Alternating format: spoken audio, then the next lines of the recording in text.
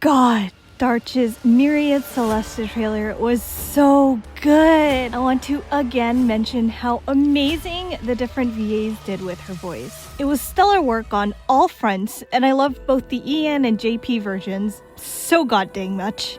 And can we talk about how March was a shard from Fooley's body? This reminds me of Iron Tomb, who is essentially a part of Noose, but changed paths to the destruction and is becoming a Ravager. I've been getting into a lot of Nova Impact videos, which I highly recommend if you want a concise and funny theory channel for HSR. His points were so on point and opened my eyes to March or Darch's path and powers. I want to make a Black Swan time-lapse going over some very interesting revelations from Nova Impact's recent series on the Ions, so I hope you all enjoy it when that comes out. But man, I am so invested in March's backstory and lore now, it's not even funny. What the heck did the Garden of Recollection even do for her to pop out Darch?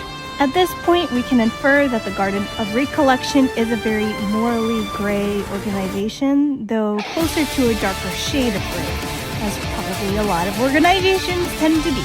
We can look at Black Swan and Rekka and infer that they are pretty chill, unless it pertains to the memories they collect. That's when we can see they'll probably do a lot of shady things to get the memories they want. If anything, I think of them of somewhat of a similar kind to the Genius Society, but with memories. Granted, we've only seen 2 of them, and the Memo Keeper staying rent-free in the mirror aboard the Astral Express, so we don't have a lot to go on, but still.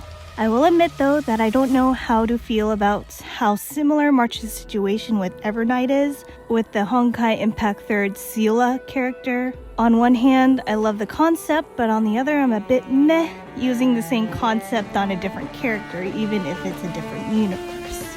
I also want to say how intriguing the approach with March and Evernight is. There was an anime I watched a long time ago, I think it was called Shigofumi, where they also handled split personalities. In that one though, the personality that was created to bear all the dark memories actually bore a grudge against the more pure one and held a lot of malice towards the original personality. Here with Evernight though, it seems like the opposite, and I'm excited to see the direction they go with her psyche. Psychology and philosophy are 2 subjects that I adore in stories, and having them be an element to dive into with stories like this is one of my favorite parts. Thank you guys again for watching to the end. Let's discuss, debate, and share as always our thoughts on the topic. And I hope to see you in the next one. Peace out.